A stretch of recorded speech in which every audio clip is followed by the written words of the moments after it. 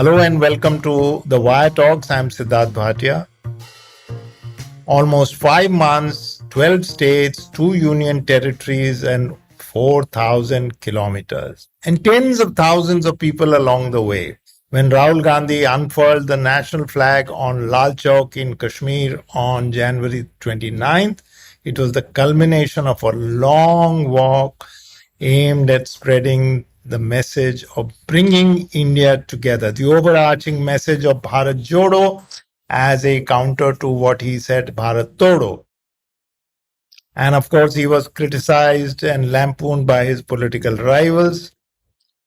Much has been written about it, for and against. But what did his yatra achieve, especially in political terms? We have our guest today, Shruti Kapila, professor of history and global thought at Cambridge University, who writes for several publications, academic and otherwise, and is a regular columnist for the print. Kapila is a keen watcher of Indian politics and has been looking at the Bharat Jodo, obviously. And one of her latest book is Violent Fraternity, Indian Political Thought in the Global Age. So you can understand how deeply she observes what is happening in this country, sitting far away. Shruti Kapila, welcome to the Wire Talks. Thank you. It's a great pleasure to be in conversation with you. You recently wrote that the Bharat Jodo Yatra, despite whatever claims there may be to the contrary, is actually a political intervention in India's political future. Could you expand on that a bit?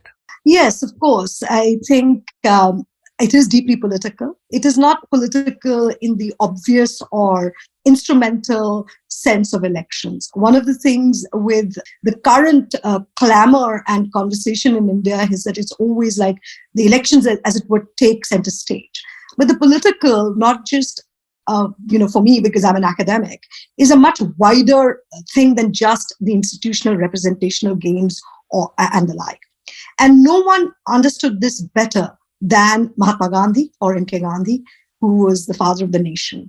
And really, he pushed the boundaries of what the political could mean, because those boundaries in his time were set up by the colonial state. What was the British imperial state? What could be said, when, how, where, whether people could even assemble. So those are the limits of the political then. In the same way, actually, the Bharat Jodo Yatra wants to expand the nature of what the political might mean. And therefore, it, of course, has a relationship to elections, but it is not simply only about elections. And it's political in the sense, because what is the fundamental definition of politics or the political? It's really when you have two opposing contestatory ideas about something. It's really an opposition of ideas, of visions, of way of being together in a collective. That's a very fundamental, basic, rudimentary idea.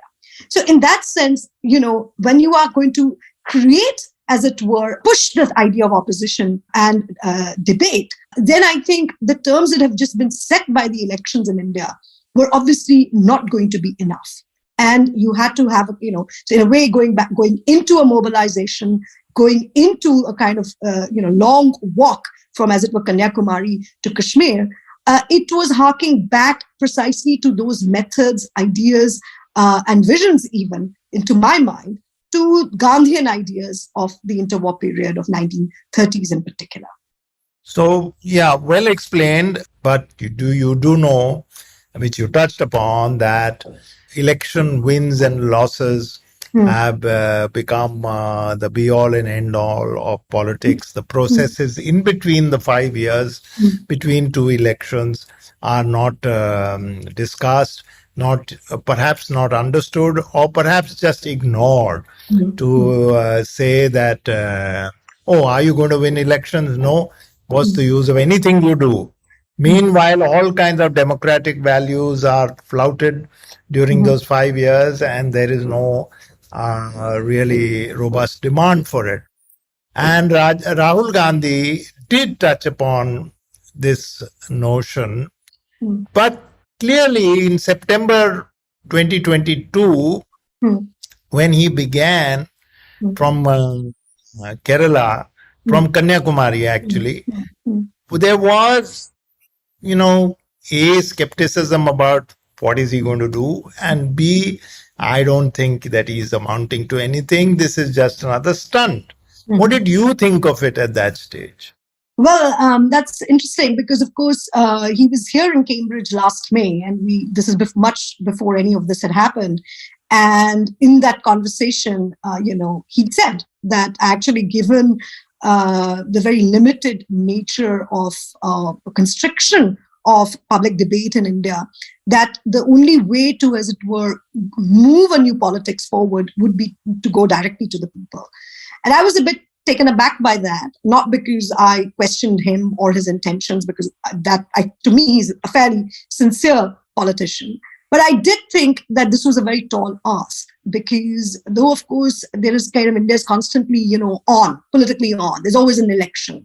You've barely recovered from one assembly election and another cycle begins. But that's kind of electoral campaigning. And mobilizations have been there in India, whether they are tribal mobilizations, caste politics mobilizations, but there have been two really iconic mobilizations in India which transformed politics. One was, of course, Gandhi's Salt Satyagraha, but more recently in our times, in sort of democratic times, it was Advani's Rath Yatra, which had really, transformed India's democracy. And it, of course, had a legacy that we are still contending with. But it was important because it was the first time that the BJP became an electoral force after that. It was kind of a campaign for power, but it was also a campaign for the institutionalization of the BJP as a political force in India. So, which is to say, as a historian, that in this long stretch of period, it is very hard to actually mount an iconic mobilization. So my skepticism was not really about his intentions or stunts or the lack, but that it's such a tall order. Yet, in Indian democracy, whether, as I said, whether it is OBC politics, whether it is any other rights-based kind of recognition in India, they've always, the political victories have only come on the back of mobilizations. So I think this is an incredibly important first step. But of course, the time frame and the temporality and the rhythms are different. The elections are constantly on. So whether there can be a direct causal link now to a major electoral gain for the Congress party or for Mr. Rahul Gandhi, that the jury is out on, because those take long gestation periods. Even for Advani, there were no immediate gains for the BJP. They, of course, increased their footprint at that point. But it's as the electoral hegemony is built only subsequently after that. So I think a turning of the page in Indian politics, for sure, because for 10 years, Prime Minister Modi had captured the political, the whole saturated what the political might mean in India, the image, the political script, the word that people like to use, the narrative. It has all been about him. It's not even been much more about the BJP. It's really been about him.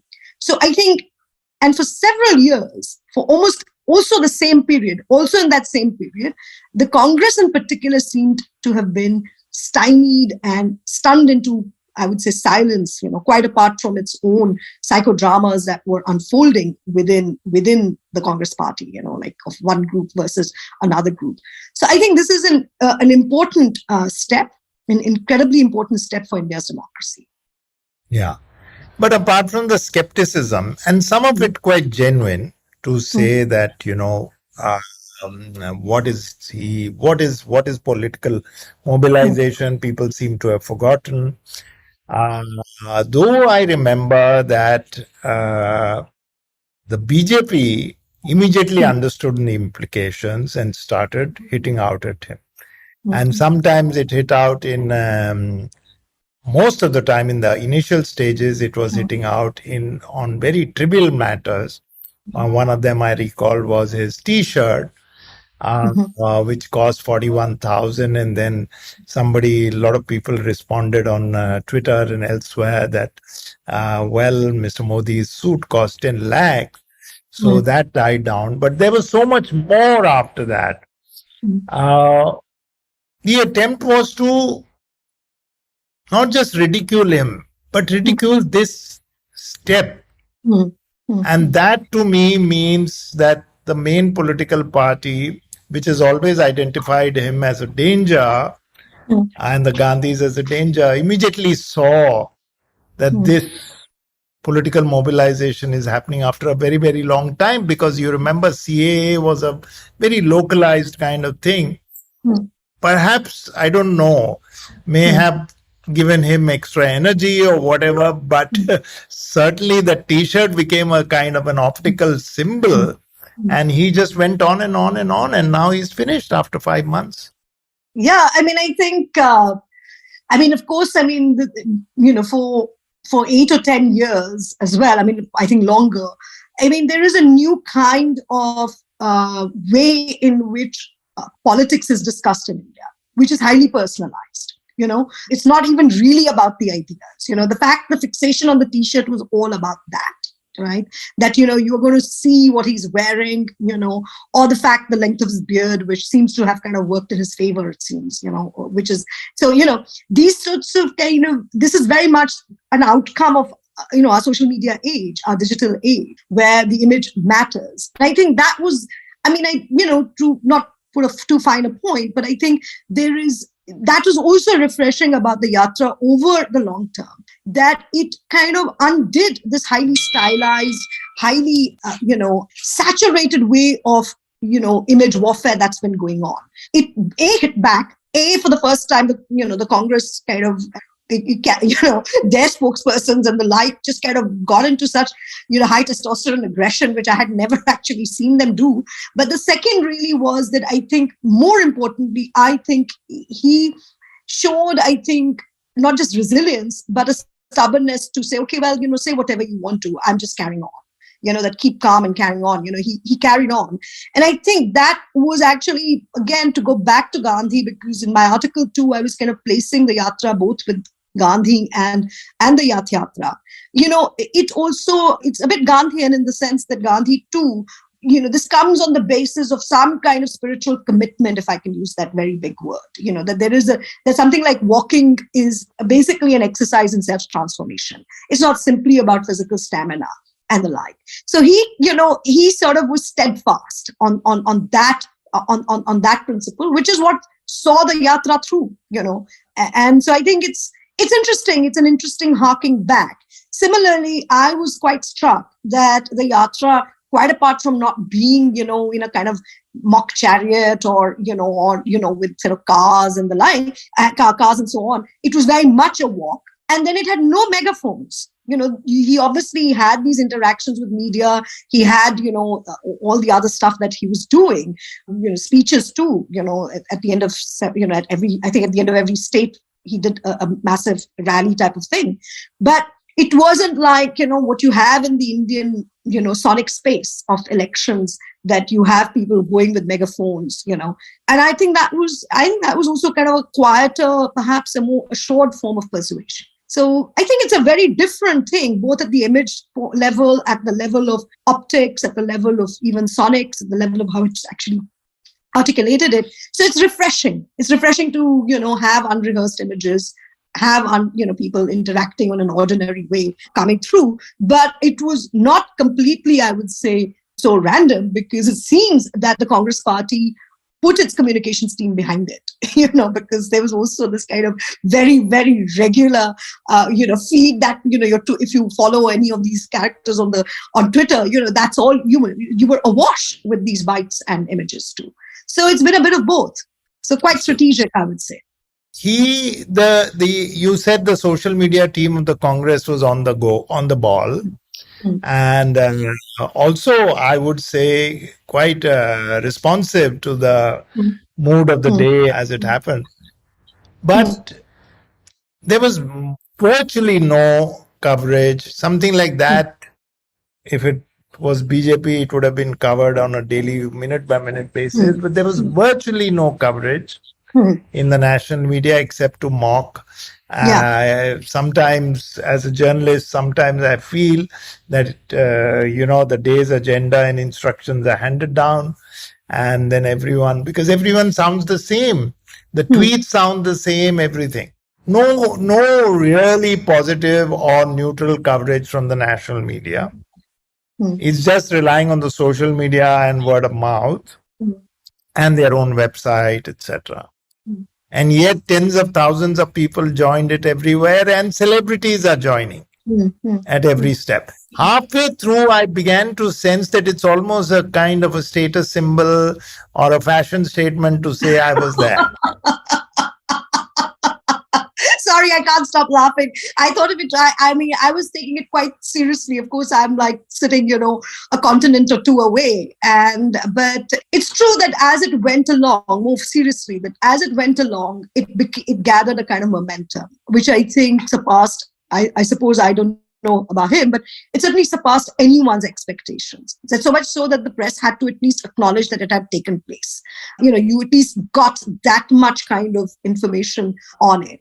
I do think that, in that way, that's why I think it's kind of at an interesting moment. Like now it's an interesting kind of, whether this will pivot into, as it were, electoral gains. The question is only being asked precisely because, the Yatra has kind of mobilized people and, some other stars and some other other fields as well. But, I think the harder question is really about the fourth estate and this nature of the press and Indian democracy. I don't need to belabor that point, except that any opposition party, their work is cut out. This is, because these are the terms of reference. I mean, the fact that, you're going to have, I wouldn't say a full capture, but you do have full spectrum, control perhaps, but a full spectrum kind of positioning of the media towards the government, then how are you going to create a space for yourself? So I think this had, in a way, this mobilization in itself created the space for another way of thinking, another way of publicizing ideas, and another way of connecting with people, who might have other ideas about what India should look like or where it should go. So it's not simply a mobilization; it's also a kind of space of communication, which is not, and I thought that was very interesting. We'll be right back after this short break.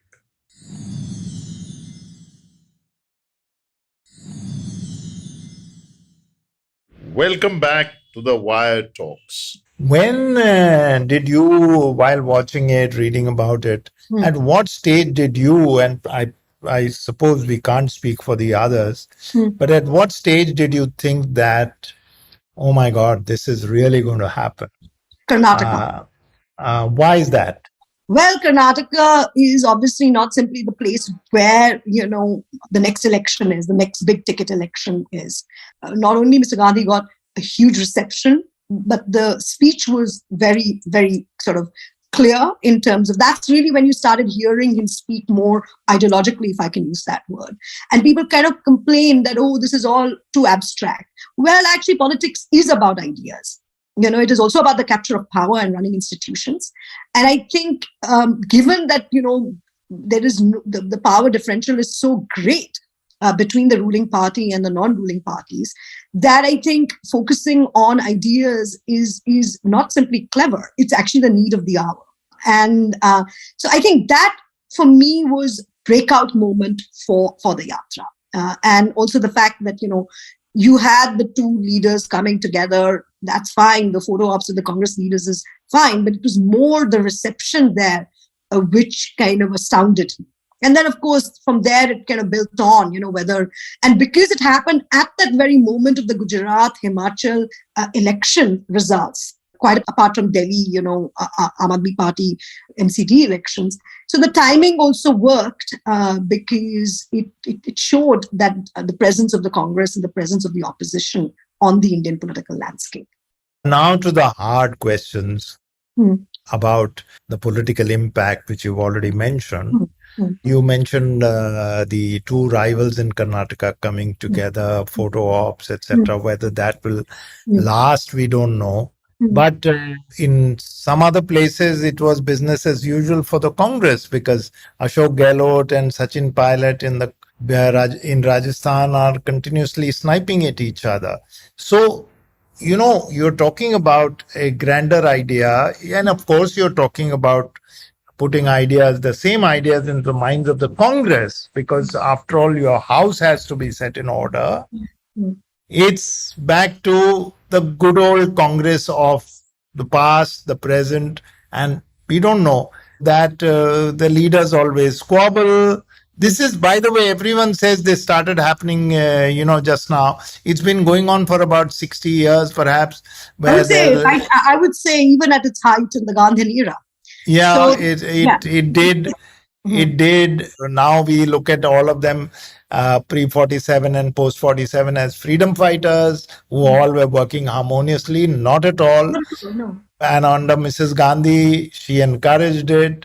Mm. So is that So even yeah, temporarily, actually, even actually, tactically going to yeah. change? I mean, I think this is a very serious question because, of course, the Congress is one of the oldest parties in the world, and it is not a cadre-based party. So today, it's competing against a cadre-based party. It's not competing only against a cadre-based party, but a cadre-based, plethora of organizations: RSS, VHP, various other student bodies, and then, of course, its political wing, which is the BJP. So that's a whole other thing, right? But it is, in and of itself, historically always been, even certainly even at its height in the interwar period, had people who, not just families which were contesting with each other or big personalities which were contesting with each other, but you also had people on the left and the right in it together.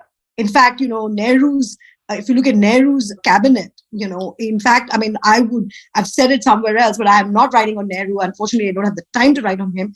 But, one could easily make the argument that Nehru's 1950s big ticket reforms were scuppered by the right wing inside his party.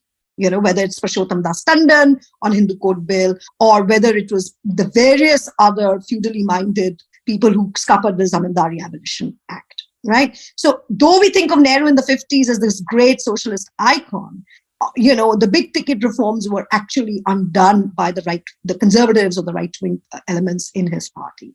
So that tells you something about the deep structural elements. Of course, the Congress changes after Indira Gandhi, when it becomes much more personalized power. And you could easily argue, and I'm not the only one arguing that Prime Minister Modi has really modeled his career on her in lots of ways.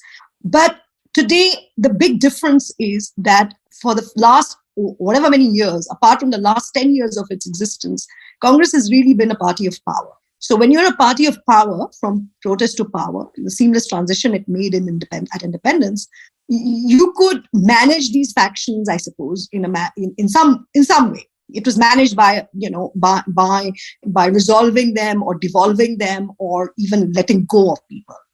Now, when you're so minimalist with power and you have nothing, what are you fighting for is the question, or over? You have to ask. There is nothing to fight over, and I think that's what's made it more unseemly. It has made it more unseemly, and I think they will have to resolve it.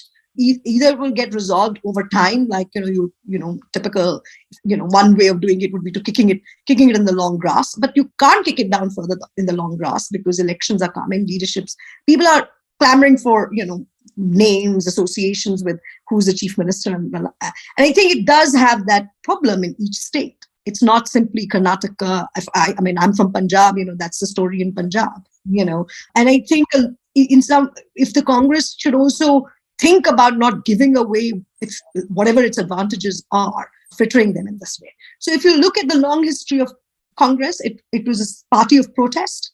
It became a party of power. And today it is a party of opposition, but with the key problem that it does not have power. And so therefore the factional fighting is unseemly, but it's also like a bit, I find it a bit quizzical. Like I find it a bit like, what are they fighting over? What is it that they are after at this point? So I think the Bharat Jodo Yatra at least highlighted that you need to, that the party needs to think a little bit about mobilization, about strengthening itself. But I'm not sure how all of that is going to play out, because it has very many ambitious leaders, very many people who have differing views, and frankly, it has too many family firms inside it as well. Yeah, that's the bane of politics in general in India. Yeah. But surely the fact that there's hardly any power anywhere except maybe Rajasthan, Himachal, and a couple of other smaller states, should actually bring people together. No, that's right. I mean, but actually, I think that's also probably, I don't know. Yeah, I mean, it's more that what would actually satisfy the person who is complaining.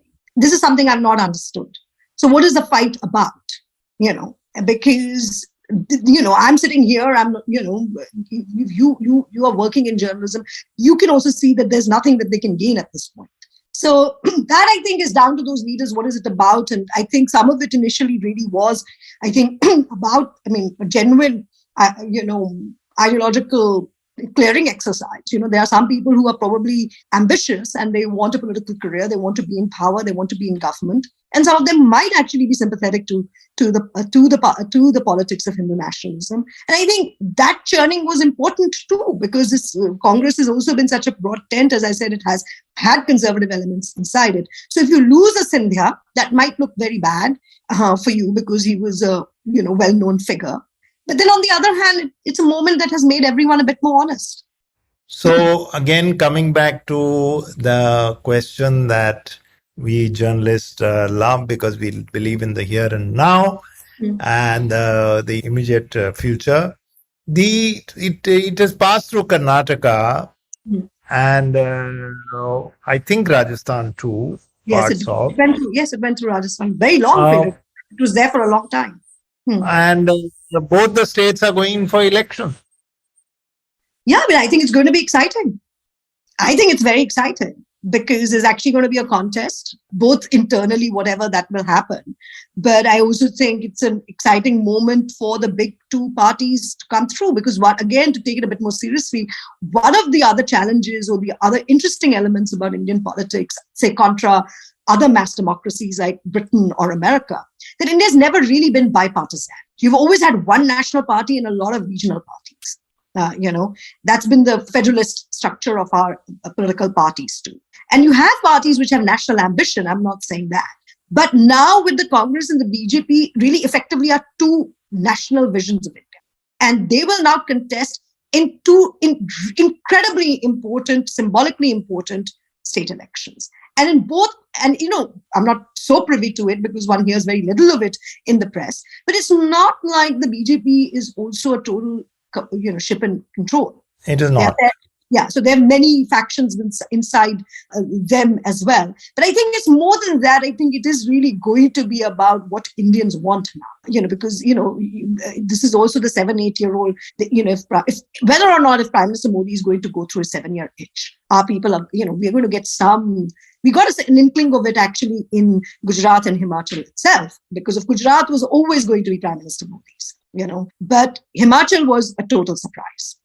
It really was a total surprise. But both both Rajasthan and Karnataka had Congress governments when they were first elected, and yes, they were broken away by the BJP. So Madhya Pradesh was not Rajasthan. No, Rajasthan has not been broken, but Rajasthan was elected. Karnataka was elected. And Madhya Pradesh was elected. So it's not as if the Congress does not win.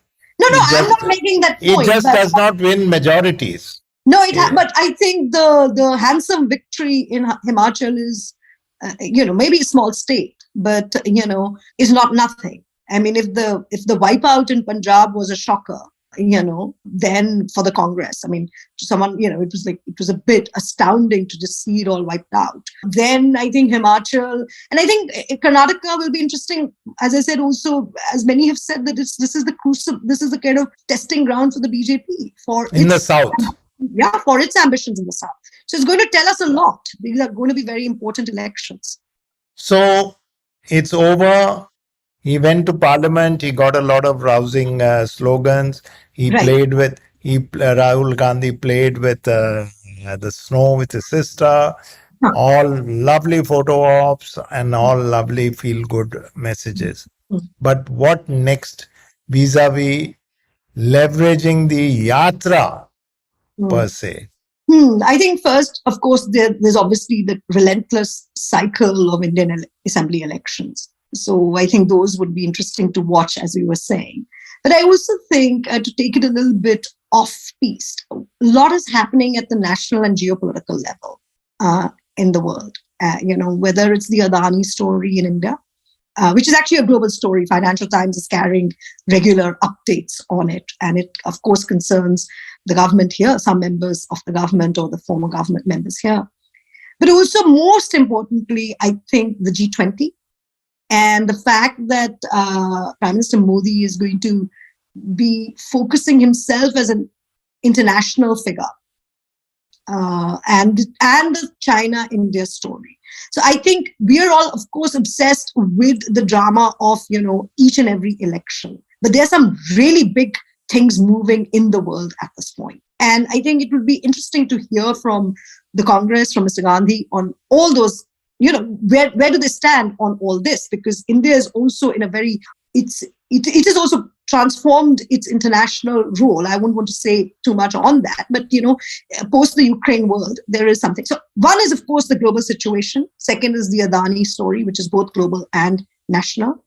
And I think thirdly, the elections. And finally, whether the aspirational leaders in the Congress can hold fire and just be a little bit more, whether the kind of factionalism will not take over the Congress headlines. Those would be the four things. Because I think in terms of their program, in terms of, what they think, even their vision, their ideas for the economy, all those have now come out very clearly.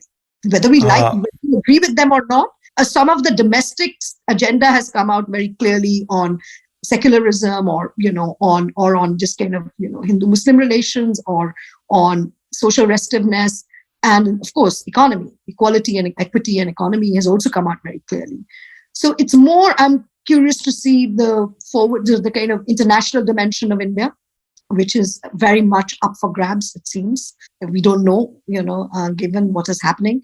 And these are not minor questions. And they will become even more important as leaders make their way into India over the, world leaders come to India over the G20 presidency.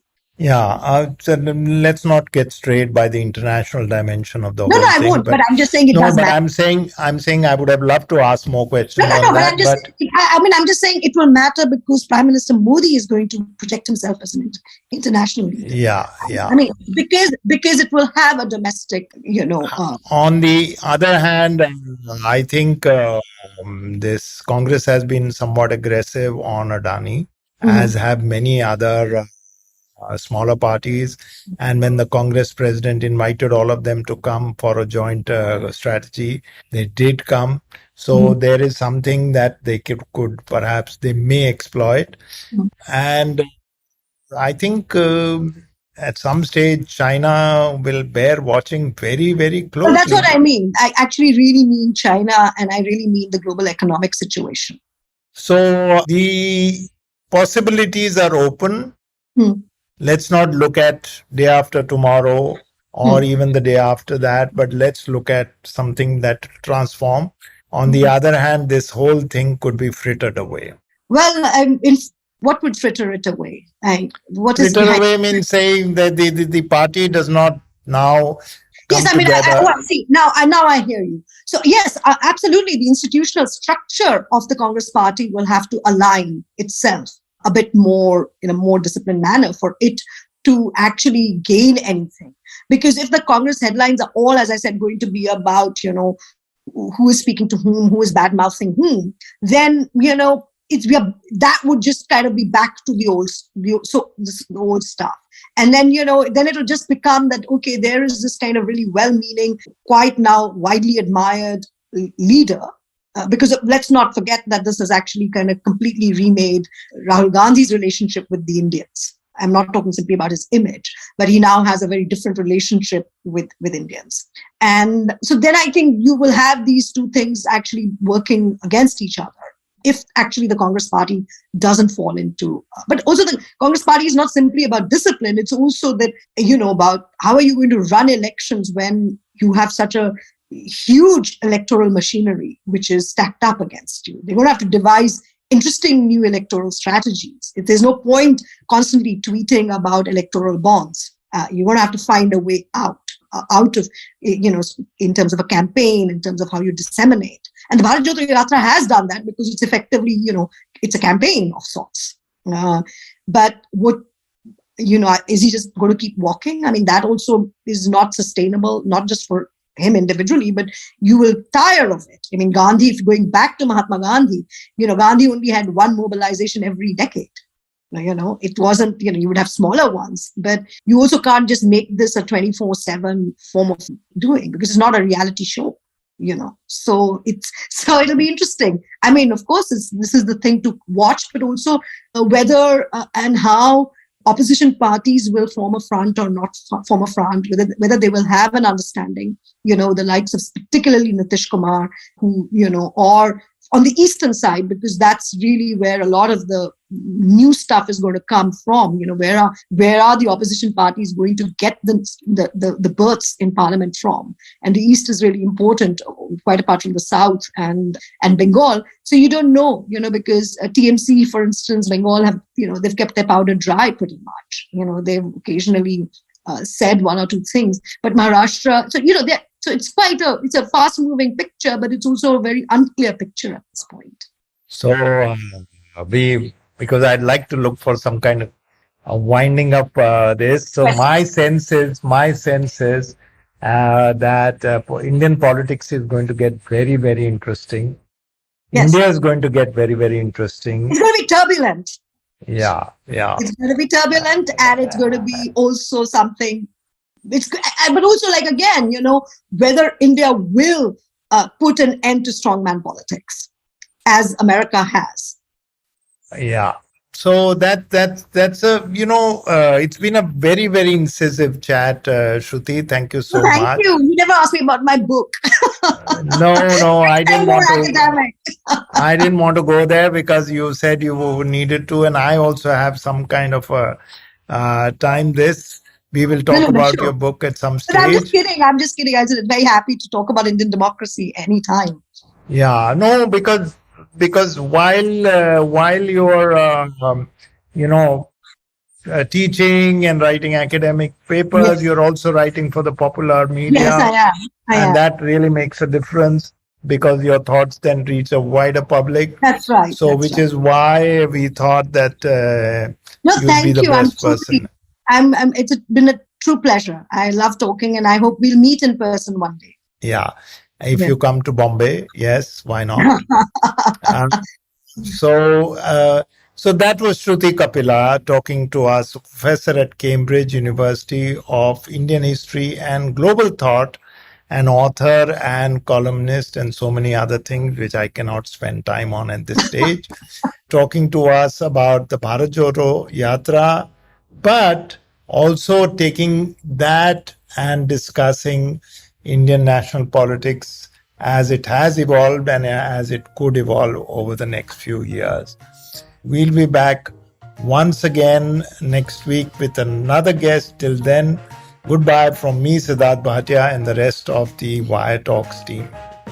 Bye-bye. Thank you so much. Thank you so much. Total pleasure, Sidharth.